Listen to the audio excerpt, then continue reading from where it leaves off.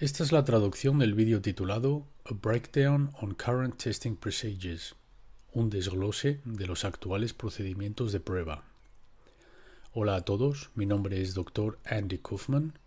He estado hablando mucho últimamente sobre esta pandemia viral y últimamente he aprendido unas cosas que me han ayudado a desarrollar una teoría. Y pienso que sé lo que realmente está sucediendo aquí, con lo que quiero compartir esa información con todos. Quiero que todos sepan que soy un doctor médico cualificado, así que he colocado información sobre mi historial aquí. Estoy certificado por el Consejo. Practico en psiquiatría y en psiquiatría forénsica. También hago consultas de sanación natural. En el pasado trabajé en hematología y en oncología y he mantenido posiciones de liderazgo en el Colegio de Medicina.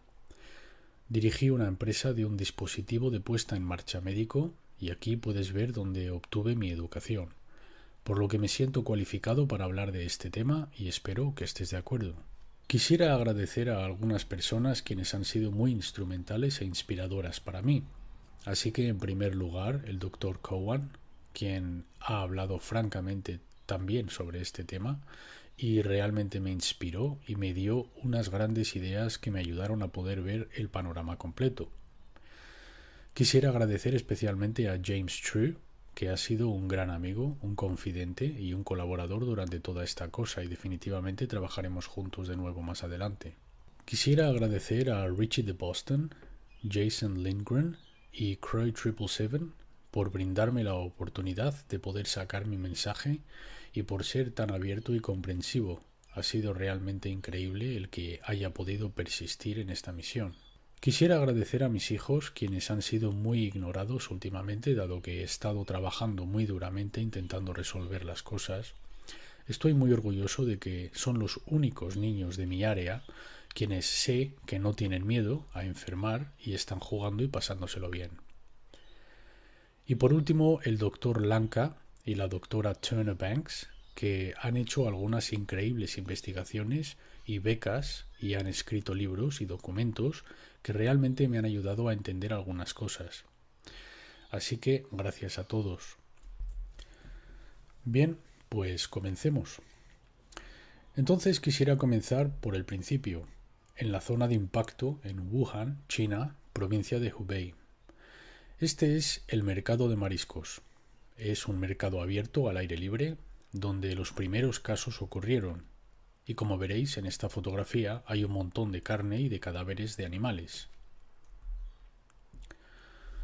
Aquí tenemos otra fotografía donde podéis ver que las condiciones son algo menos que sanitarias, donde encontramos animales vivos, animales muertos, hay trozos de carne y fluidos donde aparenta haber contaminación cruzada. Así que este es definitivamente el tipo de mercado de donde yo no compraría mi carne. Pero desde luego hay mucho tráfico ahí. Es un mercado muy grande.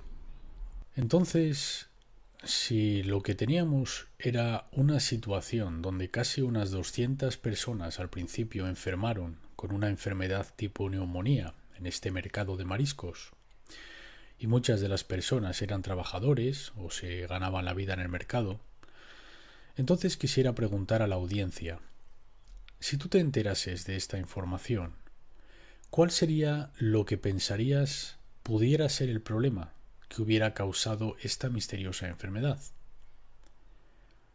¿Dirías que sería A, una nueva enfermedad genética como fibrosis quística?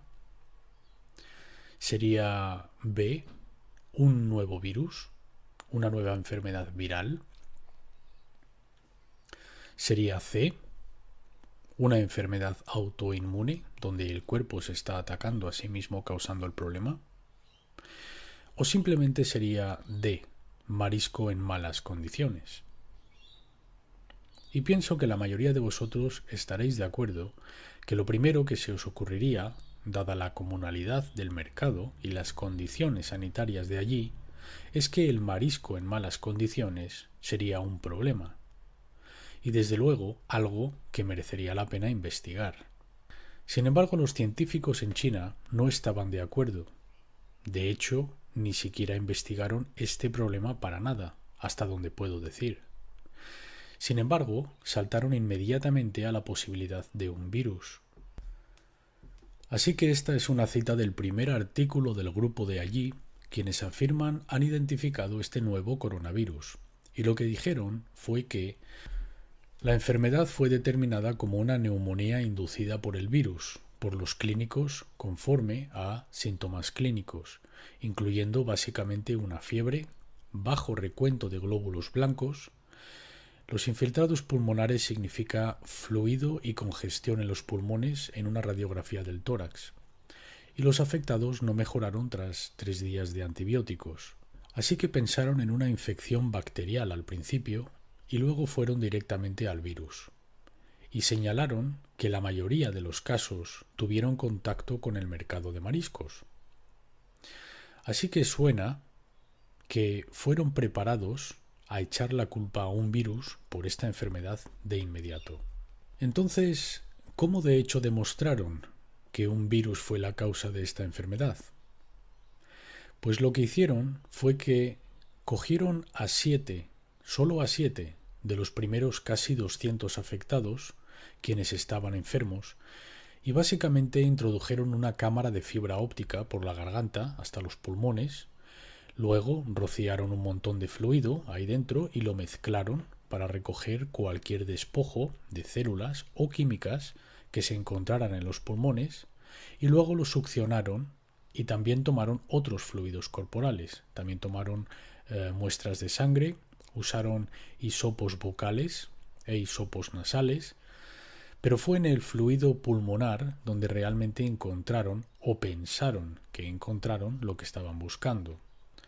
Así que cuando extrajeron este fluido pulmonar, no intentaron al principio encontrar un virus ahí y separarlo y purificarlo, sino lo primero que hicieron fue encontrar y separar algún tipo de material genético, una estrategia un tanto interesante. Y lo que encontraron fue ácido ribonucleico, o RNA. Pero te diré que en nuestros cuerpos, en cualquier momento dado, hay material genético libre circulando por nuestra sangre y fluidos corporales. Y además de eso, hay material genético contenido en varios tipos de estructuras. Entonces, hay varios tipos de vesículas, esencialmente pequeños sacos de fluidos que a veces contienen material genético. También está la bacteria normal que vive en nuestros cuerpos, incluyendo en los pulmones, que contiene material genético. Así que hay un buen número de distintas fuentes de material genético. Así que cuando descubrieron este material genético del fluido pulmonar, entonces determinaron la secuencia de este, que es básicamente el código del material genético.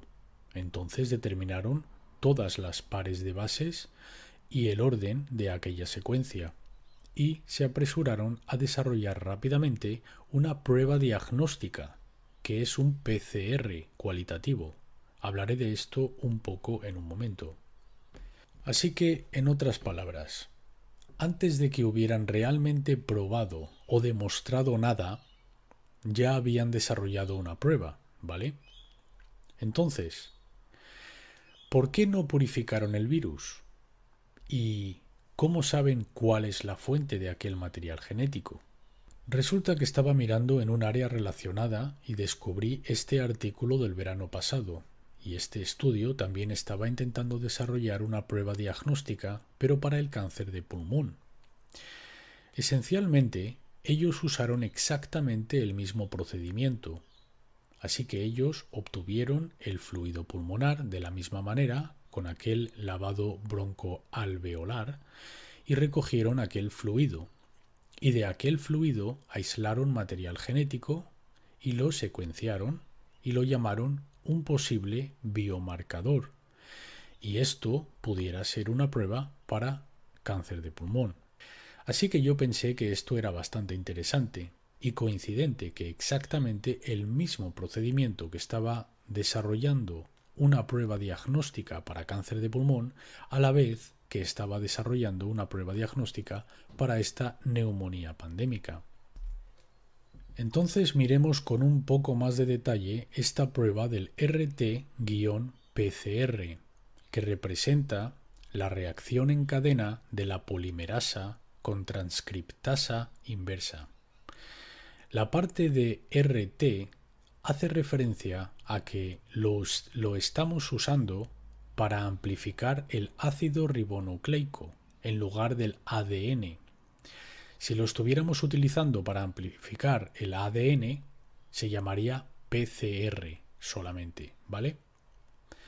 Entonces te diré unas cosas importantes acerca de esta prueba. Así que lo más importante es que de hecho no es una prueba para el virus mismo, sino que es una prueba para una secuencia de ácido ribonucleico, ARN. Ahora, aquella secuencia de ácido ribonucleico puede estar presente en un virus, pero también puede estar presente en otras cosas.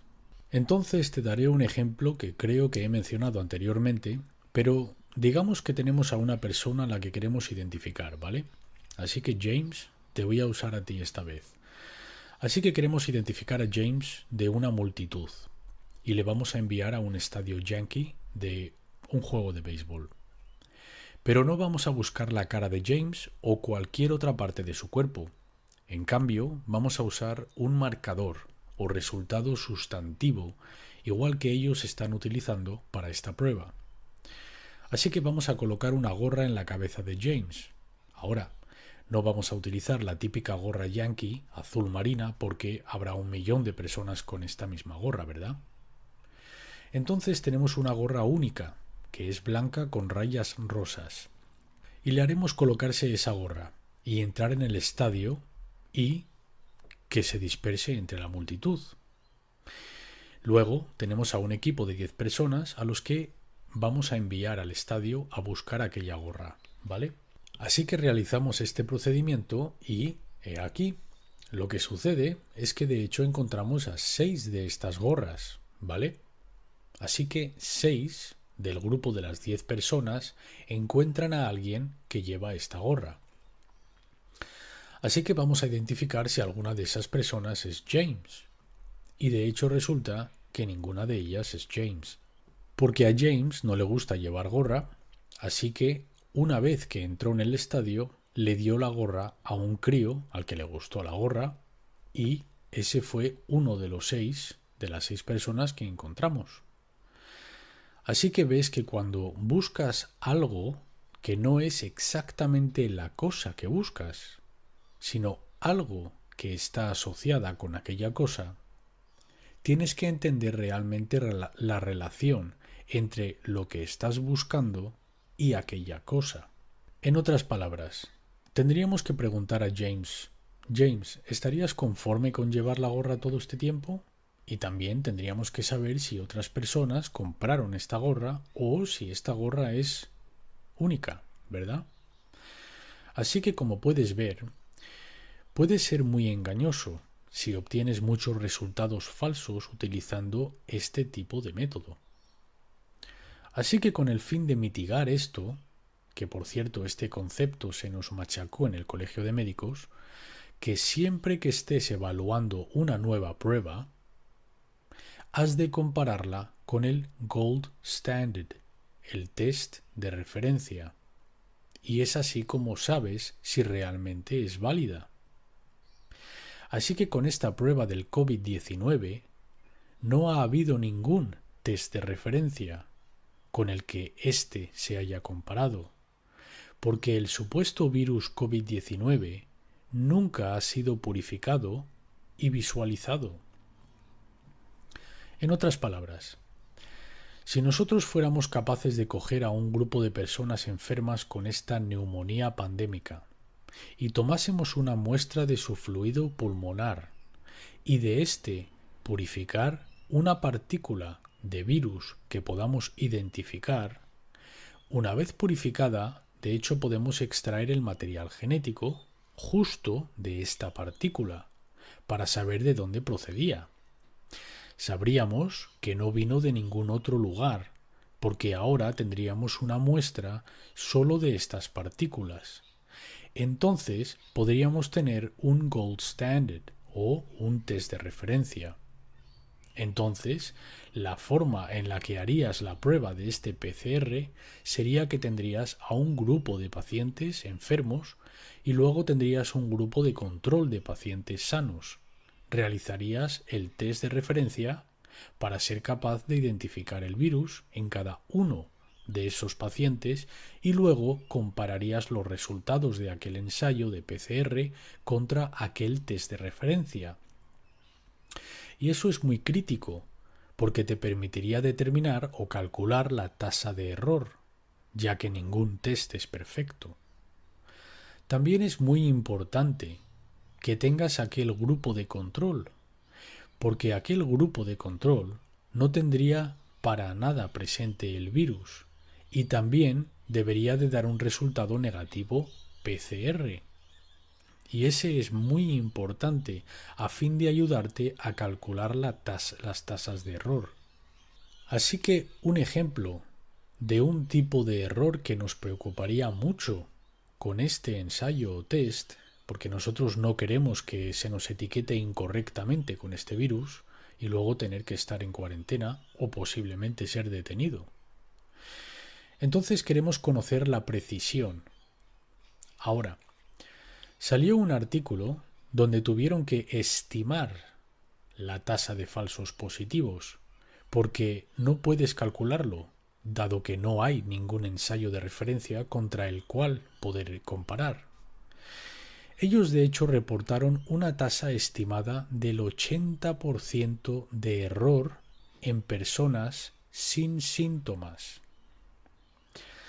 Así que lo que eso significa es que si se te ha hecho la prueba, digamos que fuiste expuesto a alguien que dio positivo o viajaste o algo así, y quieres hacerte la prueba o se te pide que te hagas la prueba, 4 de cada 5 veces saldría un resultado positivo que de hecho no habría ninguna enfermedad. Así que esto podría ser un verdadero gran problema. Desde luego, podría vastamente estimar el número de casos y podría también tener muchas consecuencias para ti, basado en esta situación de cuarentena. Solo para hablar en general del ensayo PCR, porque de hecho hay un error adicional incluso más allá de lo que acabo de describir, entonces lo que este ensayo hace es realmente una estrategia de amplificación. Y la razón por la que esto es necesario es porque estamos realmente buscando una aguja en un pajar. Puede que solo encontremos unas pocas copias de este material genético, y si solo hay unas pocas de copias, no podemos detectarlas de entre todas las otras cosas que se encuentran en el fluido.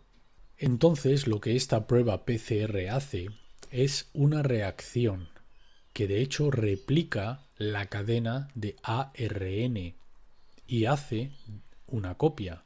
Entonces hace de una 2. Entonces ejecutarías un ciclo de esta reacción y pasarías de una copia a 2 copias. Luego pararías la reacción y comenzarías otro ciclo añadiendo más materiales y pasarías de 2 a 4. Lo repetirías otra vez de 4 a 8 y así sucesivamente. Y esta es una expansión exponencial o binomial. Y si te fijas en la curva negra de este gráfico, verás que eso es lo que representa. Entonces, en términos generales, cuando usas este tipo de ensayo, lo que quieres es realizar en torno a los 25 o 30 ciclos, a fin de conseguir la suficiente amplificación para que puedas ver lo que estás buscando. Si vas mucho más allá de eso, lo que sucede es que terminas amplificando el ruido. Entonces, parece estar generalmente representado que el número máximo absoluto de ciclos que puedes hacer y todavía obtener un resultado preciso es 45. Y ese es exactamente el número de ciclos que es recomendado para este ensayo PCR para el COVID-19. Así que se encuentra justo en el límite superior. Voy a compartir esta cita contigo procedente de otro artículo acerca del ensayo o prueba PCR. Dice: lo que hace el PCR es seleccionar una secuencia genética y luego amplificarla enormemente. Puede lograr lo equivalente a encontrar una aguja en un pajar. Puede amplificar aquella aguja a un pajar. Como una antena electrónicamente amplificada, el PCR amplifica la señal, pero también amplifica enormemente el ruido. Dado que la amplificación es exponencial, el menor error en la medición, la menor contaminación, puede resultar en errores de muchos órdenes de magnitud. Así que este no es un ensayo muy preciso, especialmente cuando estás empujando el número de ciclos para obtener tanta amplificación. El menor fallo puede resultar en falsos positivos. Y pienso que eso es lo que hemos estado viendo. Ahora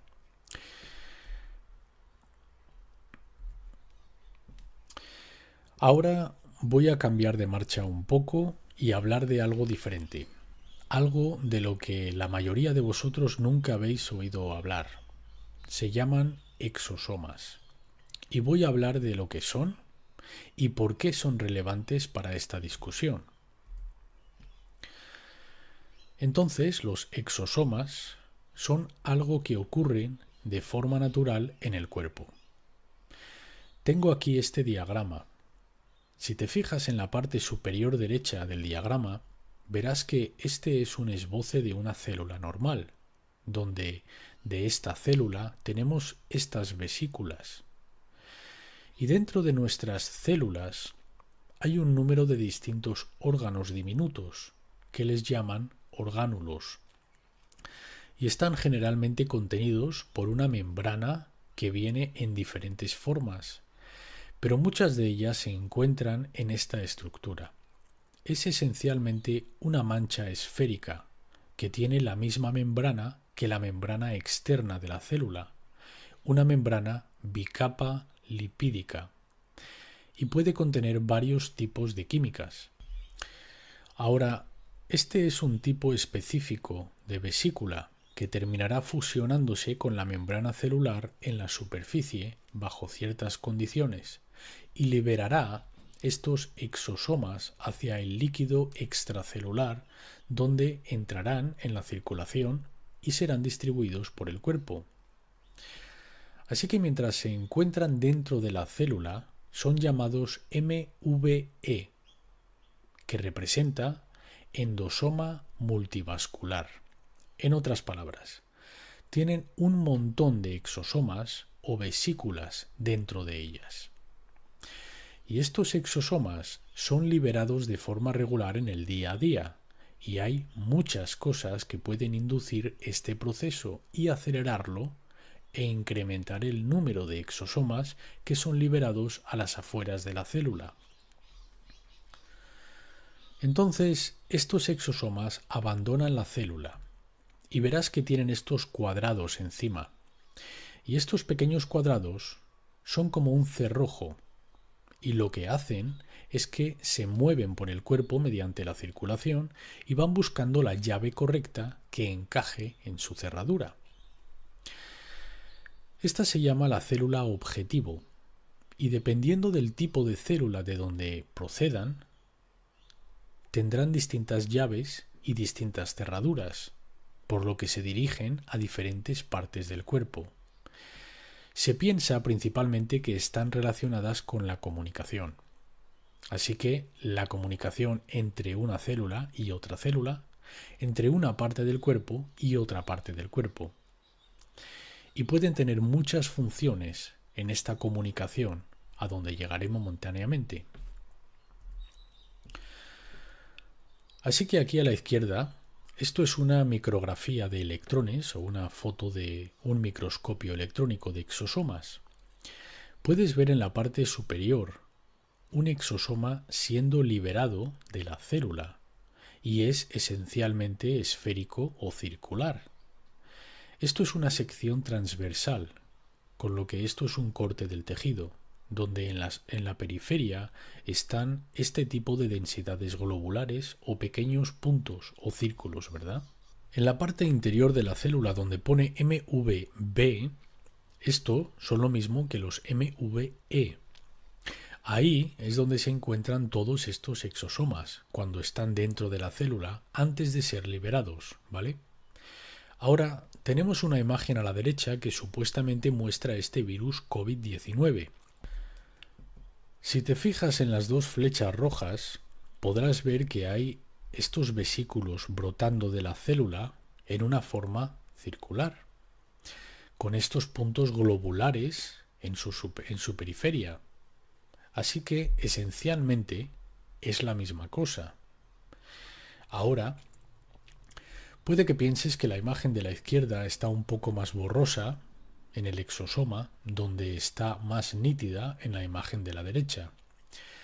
Quiero decirte que la razón por ello es porque cuando estás cortando estas finas secciones de tejido para hacer estas diapositivas, estás usando este dispositivo llamado microtomo, que es como una vibrante cuchilla de cortar, y es técnicamente difícil, y a veces el tejido no coopera bien, o a veces la persona tiene menos habilidad, y puede que no tengas un corte perfecto.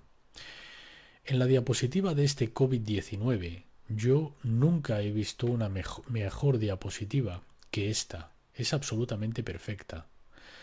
La que se encuentra a la izquierda es un poco más gruesa y por eso es por lo que se ve un poco más borrosa y menos nítida.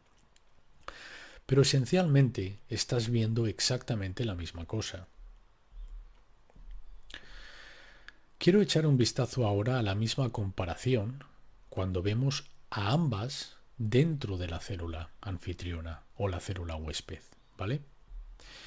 Entonces en la parte inferior izquierda ahora tenemos una célula llamada COVID-19, donde verás aumentada la parte que supuestamente es la partícula de virus dentro de la célula. Y una vez más vemos una forma circular y dentro vemos estos agregados globulares, ¿vale? Ahora fíjate en la parte superior de la derecha, donde la imagen B está menos aumentada. Esta de hecho es una célula de nervio, una neurona. Y la imagen A es el MVE. Así que estos son un montón de exosomas que se encuentran aquí de adentro. Y vemos una estructura circular llena de estas partículas globulares. Así que, una vez más, la misma cosa. También el mismo tamaño. Ambas unos 500 nanómetros en diámetro, ¿vale? Aquí ves las líneas de escala para que lo puedas ver por ti mismo. Ahora tenemos una serie de dos imágenes comparativas bajo un microscopio de electrones del virus y de un exosoma afuera de la célula y del virus y un MVE dentro de la célula. Y puedes ver que son idénticos en apariencia. Así que veamos en realidad algunos parámetros físicos de estos y continuemos nuestra comparativa. He mencionado un poco que tienen aproximadamente el mismo tamaño cuando se encuentran dentro de la célula y el mismo tamaño cuando están por fuera de la célula. Ahora, hay cierta variabilidad aquí. He mirado muchas de estas fotografías y veo en ambos casos que hay cierta variabilidad en cuanto al tamaño, así que estos números no son precisos, pero en todo caso son esencialmente compatibles en el rango de tamaños. Ahora, también el receptor, y esto es una cosa clave, ¿recuerdas que mencioné aquel mecanismo de llave y candado? Pues de hecho, en los documentos del COVID-19 han descubierto que en su superficie tiene un receptor para ACE-2. Ahora, el AC2 es una enzima convertidora de la angiotensina. Es una enzima que se encuentra en nuestros cuerpos. Una de sus funciones es que trabaja con el riñón para regular la presión sanguínea. Hay medicaciones para la presión sanguínea que inhiben esta enzima. Pero en este documento lo que dijeron fue que estos receptores son de hecho cómo el virus invade a las células. También fui capaz de encontrar otro documento donde han identificado exosomas provenientes de nuestro propio cuerpo que también usan el receptor AC2 como su mecanismo de candado y llave para encontrar sus células objetivas. Así que los exosomas y el COVID-19, exactamente el mismo receptor en su superficie, cuyas células objetivas son exactamente las mismas células. Ahora, ambas contienen material genético y para ambas este es en la forma de ARN y no ADN, solo ARN o RNA. Y estas estructuras, ambas, se encuentran en el fluido pulmonar. Así que el ensayo o el test de cáncer de pulmón que te mostré anteriormente encontró exosomas en aquel fluido. Y el fluido líquido mostrando el COVID-19 también. Así que verás que cuanto más continuemos con esta comparativa, vemos que son esencialmente iguales en todas las maneras importantes. Así que resulta que estoy buscando en la literatura de virología y de hecho ellos también piensan que los exosomas y los virus son posiblemente la misma cosa. Este es el Dr. James Hildreth, un investigador muy destacado y físico académico en el campo de la virología y la investigación del virus de la inmunodeficiencia. Mantiene actualmente el cargo de presidente y director general del Colegio de Medicina en Meharry, pero fue profesor en Johns Hopkins, donde escribió este documento junto a dos de sus colegas de allí. Y esto fue lo que él dijo, cito: "El virus es completamente un exosoma, en todo sentido de la palabra". Ahora, esta fue una gran confirmación, por lo que yo ya estaba pensando, y me impresionó mucho cuando leí esto en el documento, porque este fue uno de los últimos documentos que miré. Haber descubierto esto tras haber llegado a la misma conclusión realmente ayudó a validar mi opinión. Entonces, ¿qué es lo que causa que produzcamos más de estos exosomas y que sean arrojados a nuestra circulación? Resulta que casi todo tipo de asalto al cuerpo causaría en realidad que este proceso ocurriese, como sustancias tóxicas, donde descubrí varios documentos mirando esto. Algunos miraban tóxicos medioambientales, tales como materiales pesados como el arsénico y toxinas químicas orgánicas. También encontré evidencias sobre toxinas bacterianas y tengo una diapositiva que te mostraré en breve. Claramente juega un papel en la comunicación o posiblemente la retirada de sustancias tóxicas que dañan a nuestras células. Ahora, interesantemente, el estrés psicológico, incluyendo el miedo, que mucha gente por todo el mundo está experimentando de una forma muy intensa ahora mismo, también causa la liberación de exosomas. Así que verás cómo esto puede causar falsos positivos. Cáncer, como mencioné anteriormente, el cáncer de pulmón tiene muchos exosomas. Radiación ionizante, infección, lesión. De hecho, cualquier tipo de respuesta inmunológica, sea ante una infección, lesión u otra enfermedad. Asma. Ahora, muchos documentos solo dicen que los exosomas son inducidos por enfermedades, sin mencionar nada específico, y parecen estar implicando que virtualmente cualquier tipo de enfermedad puede causar este proceso. Realmente quería encontrar evidencias de que EMF fuerza electromotriz induciría exosomas, pero desafortunadamente no pude encontrar ningún documento sobre esto. Pero quiero comunicar a toda la gente en este campo de investigación sobre exosomas que esta sería una excelente contribución a la literatura si pudieras echar un vistazo a este tema, que si varias, especialmente la radiación de microondas, como el 5G, pudiera causar esto también.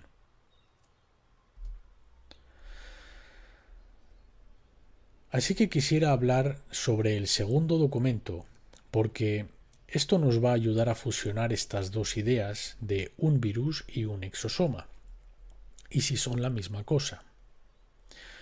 Entonces esto proviene también de un grupo de China. Este fue publicado en el Diario de Medicina en Nueva Inglaterra, y tenían un protocolo ligeramente diferente, pero esencialmente es muy similar.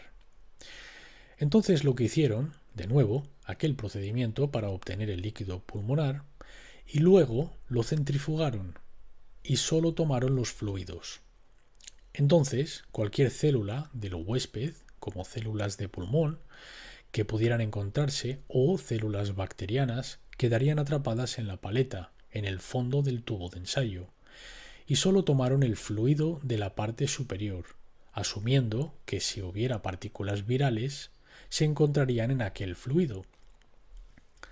Pero en realidad no trataron entonces de purificar el virus de aquel fluido.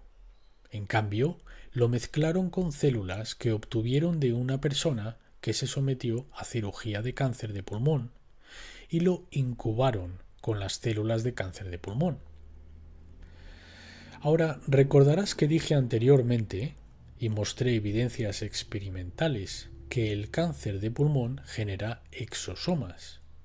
Así que cuando entonces purifican las partículas tras incubar este fluido con las células del cáncer del pulmón y luego examinarlas bajo el microscopio, bueno, ¿están observando una partícula viral o están observando exosomas? Y tengo dos imágenes aquí debajo, y una es supuestamente la partícula viral procedente de este documento y la otra es un exosoma. ¿Puedes notar la diferencia?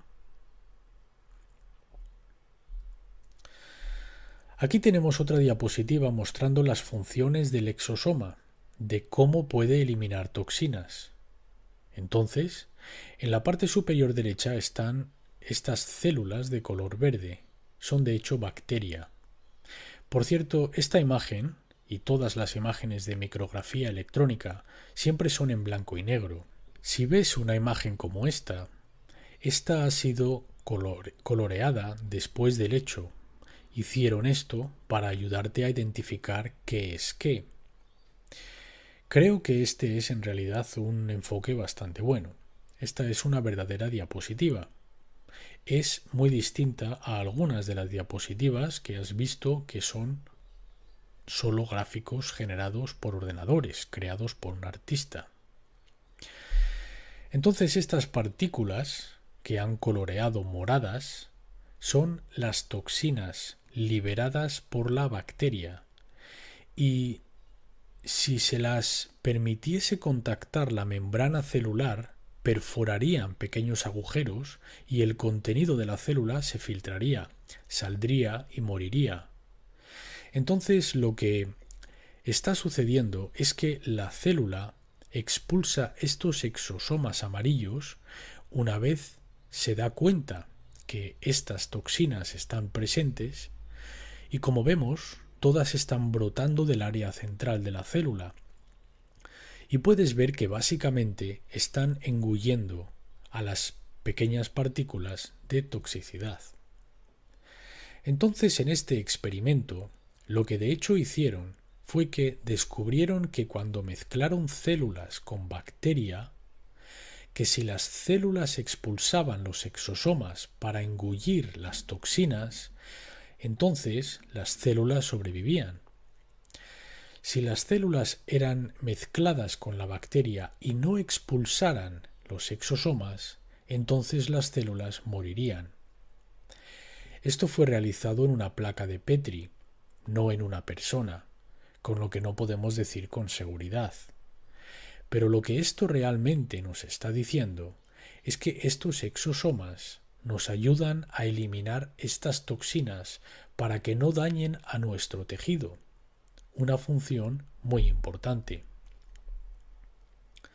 También quería echar un vistazo rápido porque ha habido algunos informes recientes que gente que ha enfermado están recuperándose rápidamente con un par de tratamientos no tradicionales. Estos no son cosas que típicamente fuesen pensadas por el establecimiento médico para ser usadas ante una, entre comillas, enfermedad viral. Pero desde luego hay informes.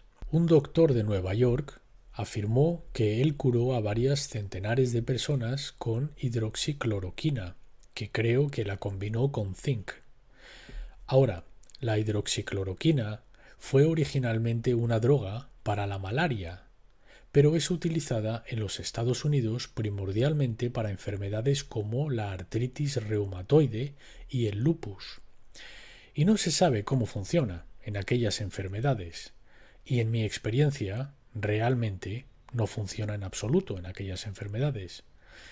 Sin embargo, ha habido un montón de investigación intentando descubrir qué es lo que hace esta droga. Leí un artículo de revisión sobre esto y descubrí una cosa bastante interesante. Hay estudios realizados que muestran que esta droga puede liberar enzimas lisosomales. Te diré que el lisosoma es básicamente el basurero de la célula. Así que es otra de estas vesículas o sacos que contiene todas estas enzimas que básicamente lo devoran todo. Similar a lo que sucede en tu intestino cuando estás digiriendo comida.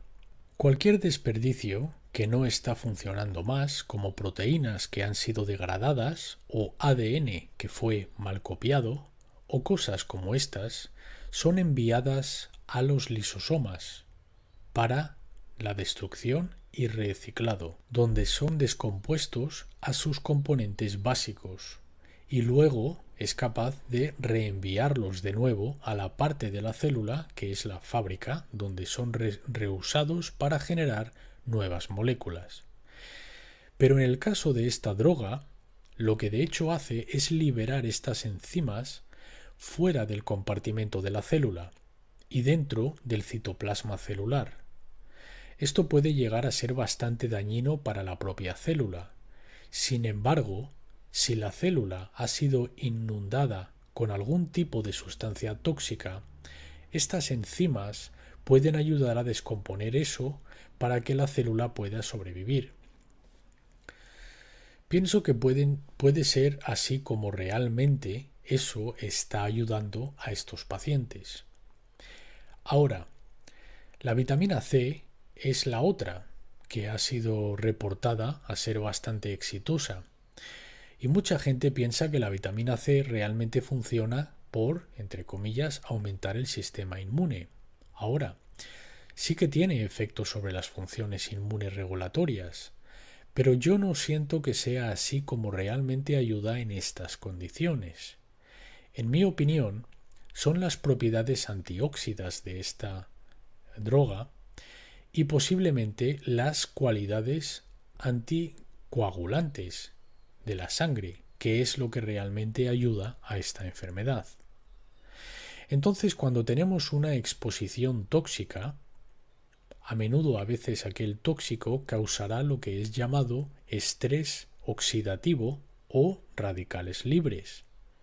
Y todos estamos familiarizados con que, bueno, es recomendable tomar antióxidos, comer tipos especiales de bayas y cosas así. Pero no demasiada gente entiende lo que realmente eso está haciendo.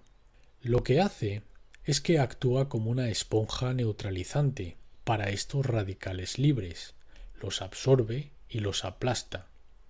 Y lo que hacen los radicales libres es que tienen una reacción en cadena. Es como que tocan a alguien y lo convierten en un radical libre, tocan al siguiente y lo convierten en un radical libre. Y luego todas estas moléculas terminan cayéndose en pedazos y generan un gran desastre. y las células no pueden funcionar, entonces la vitamina C detiene ese proceso en seco y reduce aquel daño y previene que se cause más daño. Y en mi opinión es así como funciona con este tipo de enfermedad severa. Vale, entonces voy a unir todo esto, todo lo que te he contado esta noche, en lo que yo pienso está realmente sucediendo aquí. Entonces lo que yo pienso que está sucediendo es que, en primer lugar, como ya he informado bastante, realmente no hay niveles pandémicos de gente enfermando y muriendo de sea lo que esté sucediendo. Los números son bastante inferiores a una típica temporada de gripe. Sin embargo, claramente hay algunas personas enfermando.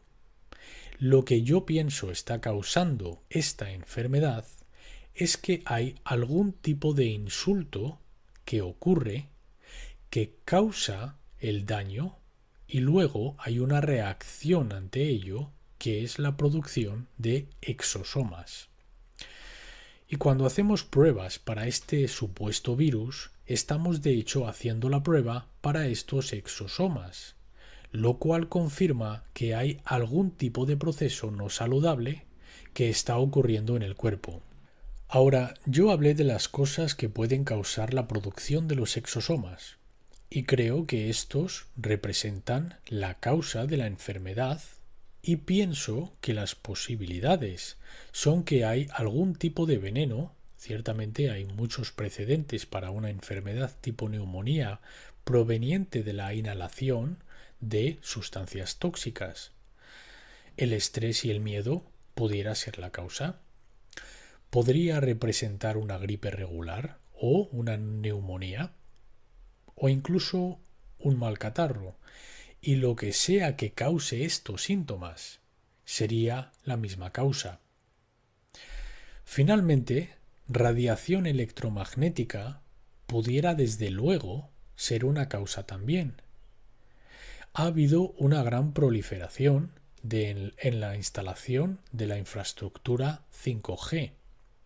Y desde luego hay evidencias conocidas que el 5G puede tener efectos adversos en la salud de uno, incluyendo daño al ADN.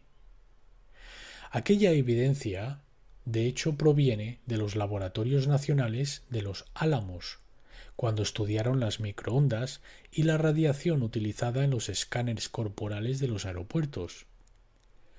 Pienso que es bastante posible que no haya solo una exposición tóxica, sino que puede haber diferentes causas de esta enfermedad en diferentes áreas o incluso en el mismo área pero entre diferentes personas.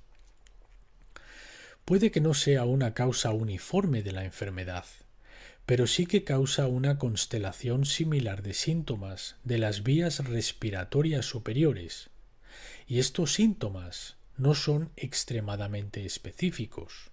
Todas estas enfermedades, de las que podría dar una lista de probablemente unas 20 enfermedades distintas que causarían una tos, posiblemente una falta de aliento, una fiebre y supresión en el recuento de glóbulos blancos, así que podría haber varias causas diferentes para esto. Pero yo no veo ninguna evidencia concluyente en absoluto de que haya ningún virus. Y desde luego podrás ver que el exosoma y el virus son esencialmente indistinguibles entre sí. Así que permite que reitere esto. Entonces, ¿hay algún tipo de insulto o toxina a la cual estás expuesto que causa enfermedad? Y luego eso estimula a tus propias células a inducir y producirla y liberar estos exosomas, que enviarán la señal importante a tu cuerpo en cómo lidiar con este problema. Parte de ello es que en realidad se comerán y, como una esponja, absorberán a estos tóxicos para que puedan ser removidos de forma segura de tu cuerpo, para que puedas recuperarte. Entonces lo que digo es que el COVID-19 de hecho son exosomas y no un virus que invade tu cuerpo desde el exterior. Los exosomas provienen del interior de tu cuerpo para ayudarte y es una reacción ante la verdadera causa de la enfermedad.